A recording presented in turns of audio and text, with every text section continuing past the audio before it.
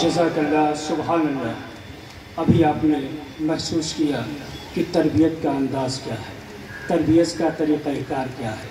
آئیے حضرات، نماز ظہرین کا وقت بھی ہوا جا رہا ہے۔ میں یہ چاہتا ہوں کہ ظہرین کی اذان سے پہلے یہ نشست ختم ہو جائے اور دوسری نشست انشاءاللہ ٹھیک 4 بجے سے پہر 4 بجے سے پہر دوسری نشست شروع ہو جائے گی۔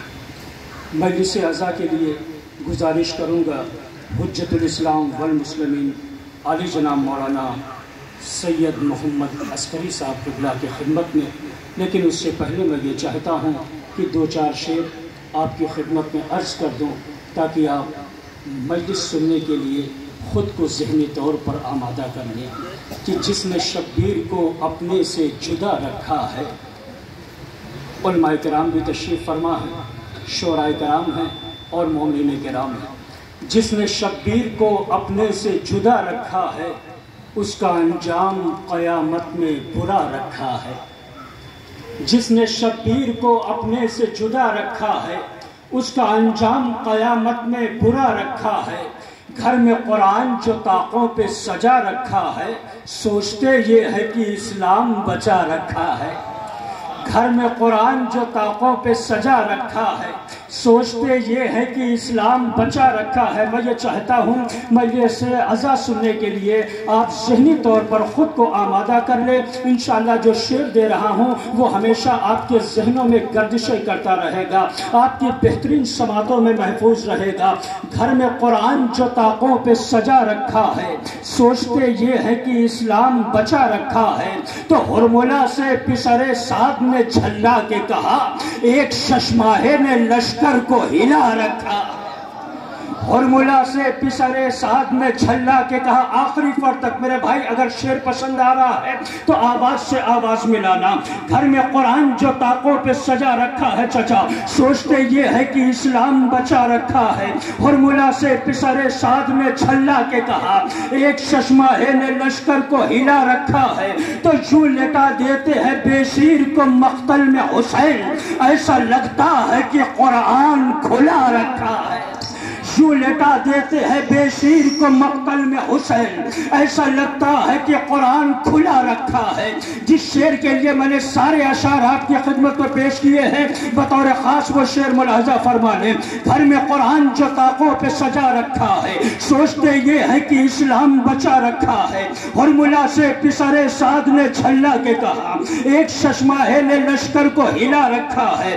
یوں لٹا دیتے ہیں بے شیر کو مقتل میں حسین، ایسا لگتا ہے کہ قرآن کھلا رکھا ہے۔ تو گم نہ ہو جائے زمانہ کہیں تاریکی میں، گم نہ ہو جائے زمانہ کہیں تاریکی میں، بھیج اس کو جسے پردے میں چھپا رکھا۔ گم نہ ہو جائے زمانہ کہیں تاریکی میں، بھیج اس کو جسے پردے میں چھپا رکھا ہے۔ آئیے حضرات، مجلس اعضاء کے لیے گزارش گزار ہوں حجت الاسلام والمسلمین علی جناب مولانا سید محمد عسکری صاحب قبلہ کی خدمت میں کہ وہ تشریف لائیں۔ تشریف لا رہے ہیں حجت الاسلام والمسلمین علی جناب مولانا سید محمد عسکری صاحب قبلہ۔ استقبال کے لیے باواز بلند صلوات انشاءاللہ۔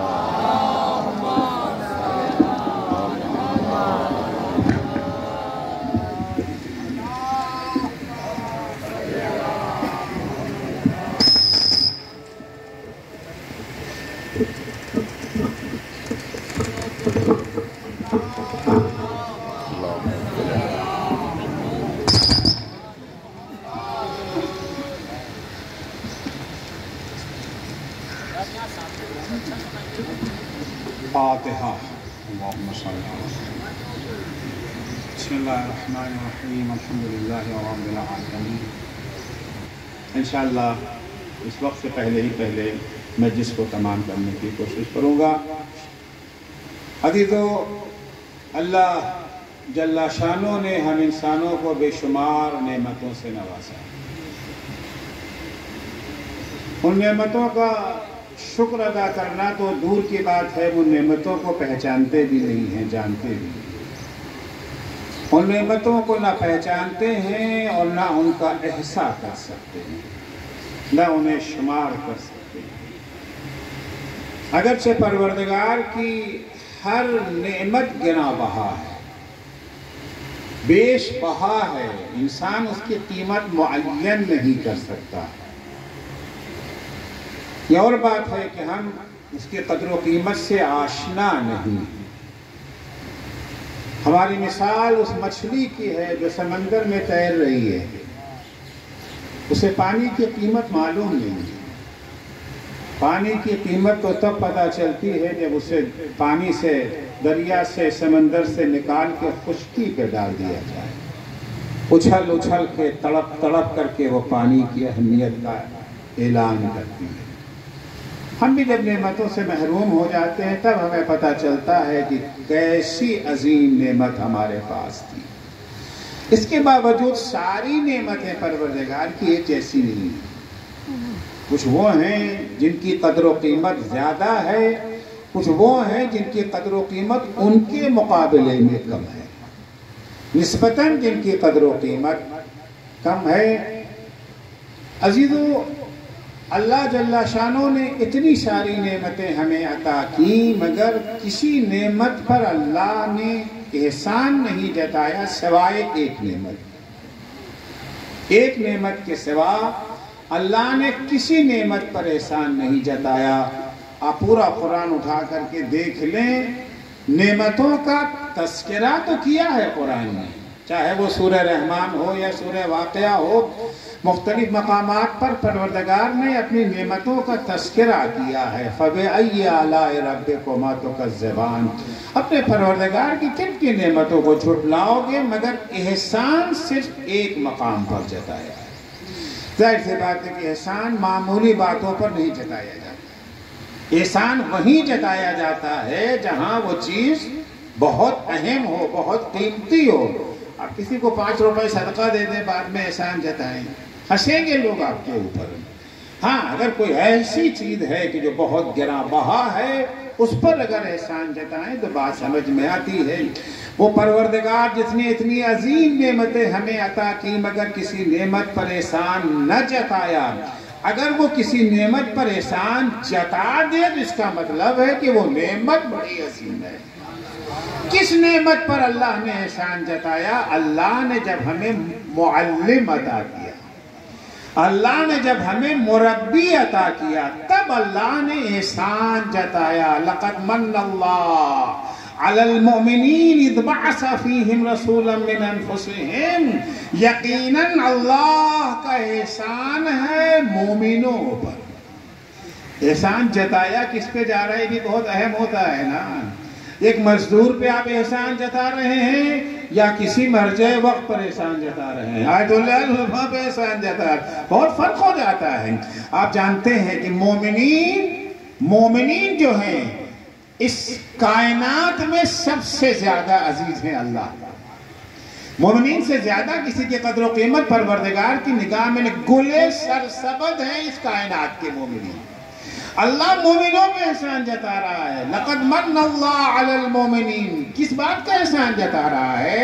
इज़ बअस फ़ीहिम रसूलन मिन अनफुसिहिम, इस बात का एहसान है कि अल्लाह ने उन्हीं के दरमियान, उन्हीं में से एक रसूल को भेजा। क्या काम था इस रसूल का? यतलु अलैहिम आयाते, वो अल्लाह की आयतों की तिलावत करता था उनके सामने। व युज़क्कीहिम, उनकी तरबियत करता था, उनके नफ्सों का तज़किया करता था। व युअल्लिमुहुमुल किताब वल हिकमा, और उन्हें किताब व हिकमत की तालीम देता था। जब अल्लाह ने मुरब्बी और मुअल्लिम भेजा है तो एहसान जताया। सोचिए कितनी अहमियत होगी। अगर मुअल्लिम की अहमियत है, अगर मुरब्बी की अहमियत है, तो यकीनन तालीम की भी अहमियत होगी, तरबियत की भी अहमियत होगी। अगर तालीम और तरबियत की अहमियत न हो तो मुरब्बी और मुअल्लिम की भी कोई अहमियत नहीं होती है। कितनी अहमियत है तालीम और तरबियत की इस्लाम की निगाह में। अजीजो, इस्लाम ही वो वाहिद मकतबे फिक्र है। मैं दीन भी नहीं कह रहा हूँ, वाहिद मकतबे फिक्र है जिसने इल्म और तालीम को वाजिब करार दिया, फरीज़ा करार दिया है। देखिए, एक ज़माना था कि जब लोगों को इल्म हासिल करने का हक भी न था, लोगों के ऊपर पाबंदी थी इल्म हासिल करने की। جو علم حاصل کرنا چاہتے تھے چپکے چوری پتہ چل جاتا تھا، انہیں سزا دی جاتی تھی۔ شہید مطہری اپنی کتاب میں تحریر فرماتے ہیں کہ زمانہ ایران پر دو ممالک اس زمانے میں بہت ترقی یافتہ مانے جاتے تھے، زمانہ قدیم میں ایران اور روم۔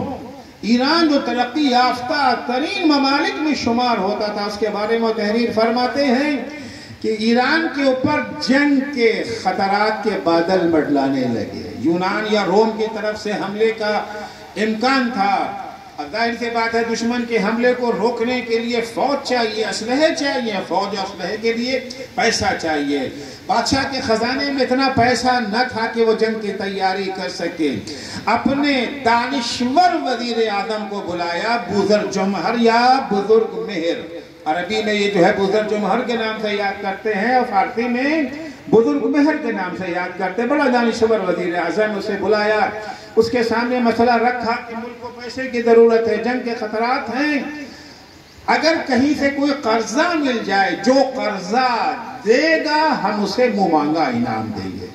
بزرجمہر نے اعلان کر دیا کہ جو کوئی بادشاہ سلامت کو قرضہ دے گا، حکومت کے خزانے کو قرضہ دے گا، قرضہ تو واپس ملے گا ہی، منہ مانگا انعام بھی ملے گا۔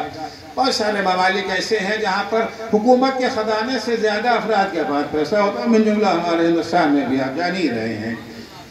بہرحال اعلان ہو گیا، ایک شخص جس کا جوتے کا کاروبار تھا، جوتے چپل کا کاروبار تھا، بڑا بزنس مین، اس نے سنا، گیا بزرگ جمہور کے پاس اور کہا کہ یہ رقم ہم دینے کو تیار ہیں، ہم قرضہ دینے کو تیار، آپ انعام کیا دیں گے؟ کہا جو مانگو، کہا جو مانگیں گے وہ انعام آپ دیں گے؟ کہا جو مانگو وہ انعام دیں گے۔ کہا مجھے انعام یہ چاہیے کہ میرے بیٹے کو پڑھنے کی اجازت دے دی جائے۔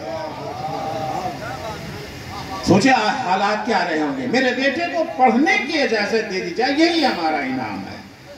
بزرگ جمہور نے مان لیا اس کی بات کو، آئے بادشاہ سلامت کے پاس آگے کہا بادشاہ سلامت مبارک ہو، کام بن گیا، قرضہ مل گیا۔ کہا انعام کیا مانگا؟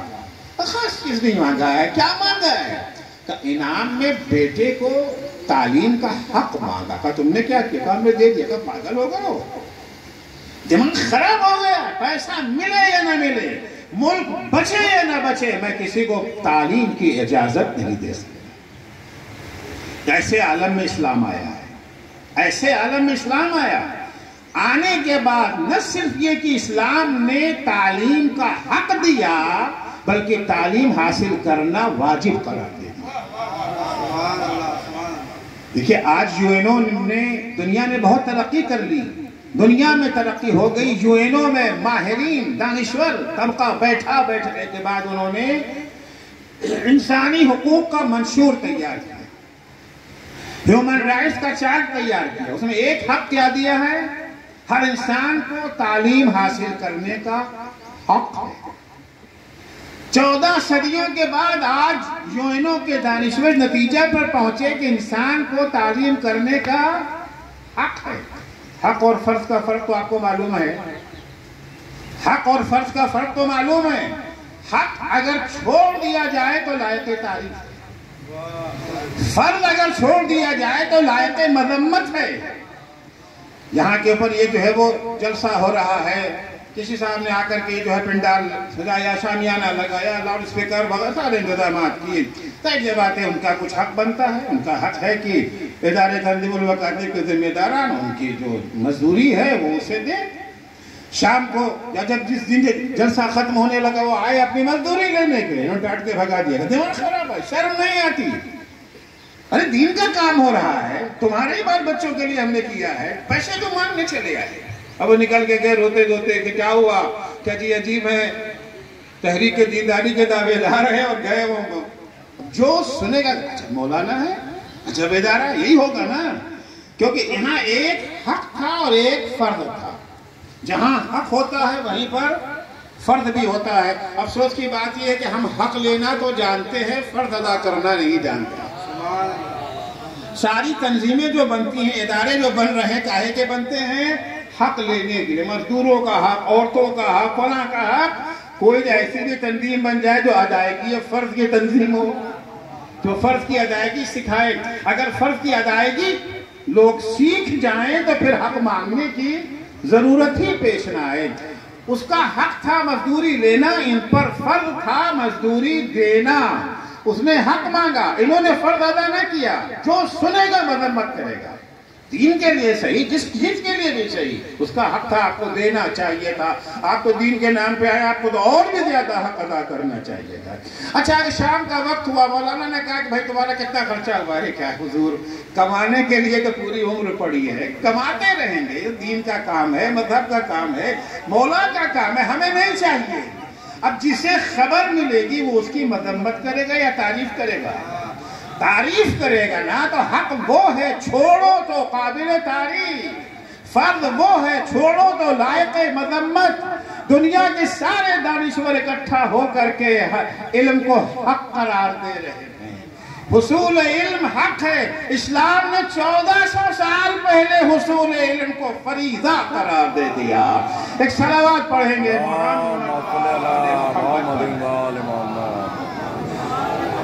عزیزو، یقیناً اسلام کی نگاہ میں کتنا ہے، وقت بہت تنگ ہے، چند باتیں عرض کر کے بات کو تمام کر دوں گا. تو اسلام نے علم کو، اور علم اسلام کی نگاہ میں ہر علم محترم ہے. عام طور سے علم دین اور علم دنیا کی تفریق کی جاتی ہے، اور ہے بھی دو طرح کے علم ہیں، علم دین اور علم دنیا.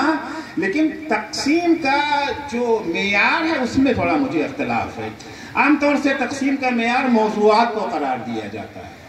مثلا علم حدیث علم دین ہے، علم تفسیر علم دین ہے، علم فقہ علم دین ہے، علم کلام علم دین ہے. میڈیکل سائنس علم دنیا، میڈیکل سائنس علم دنیا، کمپیوٹر سائنس علم دنیا، فلاں علم دنیا ہے نا. تفریق یہ ہے. میں موضوع کی تقسیم کا قائل نہیں ہوں، مقصد کی تقسیم کا قائل ہوں. کس مقصد سے علم حاصل کیا جا رہا ہے؟ اگر علم حاصل کرنے کا مقصد رضائے خدا ہے، علم حاصل کرنے کا مقصد خدمت خلق خدا ہے، تو یہ علم دین ہے. اور اگر علم حاصل کرنے کا مقصد حصول دنیا ہے تو یہ علم دنیا ہے، علم دین نہیں ہے. چاہے وہ فقہ ہو، چاہے وہ حدیث ہو، چاہے وہ کلام ہو. میں یہ کہنے کی جرات نہ کرتا اگر پیغمبر اکرم صلی اللہ علیہ وآلہ وسلم کی یہ حدیث نہ ہوتی. حضور فرماتے ہیں من طلب العلم لیباہی بہ العلماء او لیتمار بہ السفہاء. جو شخص علم حاصل کرتا ہے، نیت یہ ہے کہ ہم علماء پر اپنی برتری ثابت کریں گے.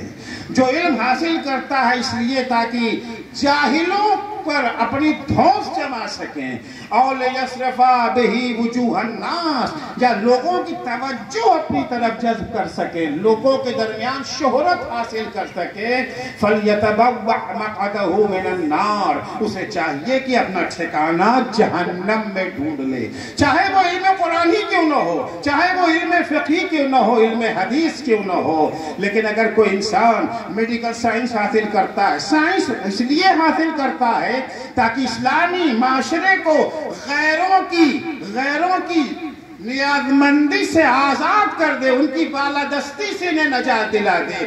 کیونکہ جاہل کا ہاتھ ہمیشہ پڑھے لکھے لوگوں کے آگے پھیلا رکھتا ہے. اگر تم چاہتے ہو ان کی بالادستی سے آزاد ہونا چاہتے ہو تو علم کے میدان میں آگے بڑھنا پڑے گا. وہ سائنسداں جس نے اپنی سائنسی کاوشوں سے اسلامیہ جمہوریہ ایران کو امریکہ جیسی سپر پاور کی آنکھوں میں آنکھیں ڈال کے بات کرنے کے لائق بنا دیا، یہ علم دین ہے، علم دنیا نہیں ہے. تو عزیزو، علم دین وہ علم جس کا مقصد رضائے خدا ہو، خدمت خلق خدا ہو، جو دل میں یاد خدا کو لبریز کر دیتا ہے، وہ علم جو ہمیں گناہوں سے دور کر دیتا ہے. عزیزو، جب ایسے عالم ہوتے ہیں، محال یہ ہے جنگ اپنے شباب پر ہے، تیر برس رہے ہیں، تلواریں چل رہی ہیں. ایسے موقع پر انسان سب کچھ بھول کر کے ساری نگاہ اس کی جنگ کی طرف ہوتی ہے، دشمن کی چالوں کی طرف ہوتی ہے، کیسے دشمن کو زیر کیا جائے. لیکن اللہ اکبر، وہ کیسے عالم تھے. ایک نگاہ دشمن کی صفوں پر ہے اور ایک نگاہ آسمان کی طرف. ایک نگاہ آسمان کی طرف ہے. ایک موقع آتا ہے کہ ابو ثمامہ آگے بڑھ کے کہتے ہیں مولا نماز کا وقت ہے. مولا شاید یہی وقت ہے نا, مولا نماز کا وقت ہے. امام کہتے ہیں ابو ثمامہ تم نے نماز کو یاد کیا. قد جعلک اللہ من المصلین, اللہ تمہیں نماز گزاروں میں شامل کر. عزیزو جب علم کے ہمراہ تزکیہ نفس آ جاتا ہے, جب علم کے ہمراہ یاد خدا ہوتی ہے, جب علم کے ہمراہ گناہوں سے دوری ہوتی ہے, انسان کتنا ترقی کر جاتا ہے. ترقی کس معراج پہ پہنچ جاتا ہے کہ آج 1400 سال کے بعد بھی ہماری حسرت ہے یا لیتنا کننا معکم فنفوز فوزا عظیما. اے کربلا کے شہیدوں, اے کربلا کے شہیدوں, کاش ہم بھی تمہارے ساتھ ہوتے. ساتھ سے مراد یہ جو ہے فزیکل ساتھ نہیں ہے, جسمانی ساتھ نہیں ہے. اس مشن میں ہم تمہارے ساتھ ہو جائیں, اس راستے پر ہم تمہارے ساتھ ہو جائیں جس کی بنا پہ تمہیں وہ کامیابی, وہ ترقی ملی. فنفوزا فوزا عظیما, ہمیں بھی وہ عظیم کامیابی مل جاتی. کیا ہے کربلا کے شہیدوں کا؟ ابو ثمامہ نماز کا ذکر کرتے ہیں. امام فوراً حکم دیتے ہیں صفے درست کی جائیں, نماز پڑھی جائے گی, وہ بھی جماعت کے ساتھ پڑھی جائے گی. مگر تیروں کی بارش ہو رہی ہے, نیزے چل رہے ہیں, تلواریں برس رہی ہیں, کیسے نماز پڑھی جائے گی؟ دو جیالے اصحاب حسین کے آگے بڑھتے ہیں, سعید اور زہیر. مولا آپ نماز پڑھیے, ہم آپ کی حفاظت کریں گے. ایک عالم دین تھے جو اکثر یہ کہا کرتے تھے کہ جن لوگوں نے کربلا میں حسین کا ساتھ دیا کوئی بڑا کام نہیں کیا. ہاں, جن لوگوں نے حسین کا ساتھ چھوڑا وہ بہت گرے ہوئے انسان. حسین جیسی عظیم ہستی, اس کا ساتھ اگر نہ دیں گے پھر کس کا ساتھ دیں گے؟ حسین کا ساتھ دینا بڑی بات نہیں ہے, ساتھ نہ دینا یہ تعجب کی بات ہے. عزیزو وہ کہتے ہیں کہ ایک دن میں نے خواب دیکھا ظہر عاشورہ ہے, جنگ اپنے شباب پر ہے. ایک دفعہ امام میری طرف رخ کر کے کہتے ہیں میں نماز پڑھنا چاہتا ہوں, تم آگے کھڑے ہو کر کے تیروں کو روکو. وہی کام جو سعید نے کیا تھا, وہی کام جو زہیر نے کیا ہے. مولا بالکل رکوں گا. میں آگے کھڑا ہو گیا. امام نے کہا اللہ اکبر, ادھر سے تیر آنا شروع ہوئے. تیر جب قریب پہنچا, اب یا میں اپنے اوپر تیر کو لے لوں, جیسے ہی تیر میرے قریب آیا میں بیٹھ گیا. تیر امام کے سینے پہ جا کے لگا. میں بہت پشیمان ہوا, یہ میں نے کیا کر دیا, نہیں اب کی نہیں ہونے دیں. پھر میں کھڑا ہوا, پھر تیر آیا, تیر میرے قریب آیا تو پھر میں ڈر کے بیٹھ گیا. تیر امام کی پیشانی پہ لگا. ایک دفعہ امام نے مسکرا کے ہمیں دیکھا, اب تمہیں ہمارے اصحاب کی عظمت کا پتہ چلا. کتنے عظیم افراد تھے. سعید و زہیر کھڑے ہو گئے. مولا ہمارا وعدہ ہے جب تک آپ کی نماز ختم نہیں ہو جاتی ایک تیر بھی آپ تک نہیں آ سکتا. تاریخ میں یہی تو ہے نا کہ سعید و زہیر کھڑے ہیں, جو تیر آ رہا ہے اپنی ڈھال پہ روکتے ہیں, جو ڈھال پہ نہیں رک پاتا ہے اپنے ہاتھوں پہ روکتے ہیں, اپنے سینے پہ روکتے ہیں. جب تک امام کی نماز ختم نہ ہو گئی ایک تیر بھی امام کو پیوست نہ ہو سکا. ادھر امام نے کہا السلام علیکم ورحمت اللہ وبرکاتہ, ادھر سے سعید کی آواز ہے السلام علیکہ یا ابا عبداللہ. مولا میرا سلام آخر قبول. حسین سعید کے سراہنے پہنچے. سعید نے جب مولا کو دیکھا بس ایک سوال کیا, کیا عظمت ہے اصحاب حسین کی. مولا سے سوال کہتے مولا حل اوفیت, کیا ہم نے اپنا وعدہ پورا کر دیا؟ فکر صرف اس بات کی ہے کہ جو وعدہ کہیں ایسا تو نہیں کہ کوئی تیر جا کر کے حسین کو لگ گیا ہو. کن عظمتوں کے مالک ہے کربلا کے شہداء. مرد ہی نہیں, خواتین کو بھی اگر آپ دیکھیں, مرد بڑے بوڑھے بچے عورتیں جو بھی, ہر ایک حسین پر اپنی جان قربان کرنے کے لیے تیار. وہ خواتین جن سے جہاد ساقط تھا, ظاہر سی بات ہے کہ وہاں کربلا کے شہداء، کربلا کے مجاہدین صرف جذبات سے کام نہ لیتے تھے، جہاں جذبہ ہے وہیں اطاعت امام کا احساس بھی، ایک کام بھی امام کی مرضی کے خلاف نہیں آنا چاہیے۔ کہیں نہیں ملے گا کہ جوش میں آ کے کسی کربلا کے مجاہد نے کوئی ایسا قدم اٹھایا ہو جس سے امام راضی نہ رہے ہوں۔ خواتین سے جہاد ثابت ہے، خواتین میں بھی قربانی کا جذبہ ہے، چاہتی ہیں قربانی دینا، مگر امام کا حکم ہے، شریعت کا حکم ہے، میدان میں نہیں جا سکتی ہیں، تو وہ اپنے گود کے پالوں کو تیار کر رہی تھی قربانی کے لیے۔ یہ صرف جناب زینب نہ تھی جو محمد کو تیار کر رہی تھی، یہ صرف ام فروا نہ تھی جو قاسم کو تیار کر رہی تھی، مسلم ابن اوسجا کی زوجہ بھی اپنے نونہال کو تیار کر رہی تھی۔ مسلم جب زخمی ہو کر کے زمین کربلا پہ آئے، حسین کے قدموں کے پاس مسلم نے دم توڑا ہے۔ امام مسلم کے سرہانے ہیں کہ اچانک امام کی نظر پڑی ایک بچہ ہے جو مقتل کی طرف جا رہا ہے۔ بچہ اتنا کم سن ہے کہ کمر میں جو تلوار بندھی ہے وہ زمین پر خط دیتی جا رہی ہے۔ امام نے اصحاب سے کہا دیکھو کون بچہ ہے، کس کا لخت جگر ہے، کہاں جا رہا ہے، روکو اسے۔ اصحاب آگے بڑھے، بچے کو روک کر لے کر کے امام کی خدمت میں آئے۔ امام نے پوچھا بیٹا تم کس کے چشموں چرا ہو، کہاں جا رہے ہو؟ آقا اسی بوڑھے صحابی کا لخت جگر ہو جس کا جنازہ آپ کے سامنے رکھا ہوا ہے، مولا میدان میں آپ کی نصرت کے لیے جا رہا ہوں۔ بیٹا پلٹ جاؤ، خیمے میں چلے جاؤ، تمہاری ماں کے لیے تمہارے باپ کا غم کافی ہے، ماں سے تمہارا صدمہ برداشت نہ ہو سکے گا۔ بیٹے نے جواب دیا آقا یہ تلوار میری ماں ہی نے میری کمر میں باندھی ہے۔ ابھی بیٹے اور امام میں گفتگو ہو رہی تھی کہ ایک دفعہ خیمے سے در خیمہ سے آواز آئی آقا مسلم نے اپنی قربانی پیش کی ہے، اسے میری طرف سے قبول کر لیجئے۔ اللہ لعنت اللہ علی قوم الظالمین وسیعلم الذین ظلموا ای منقلب ینقلبون۔ بار اللہ تجھے واسطہ ہے محمد و آل محمد علیہ السلام کا، ہماری اس مختصر سی عبادت کو قبول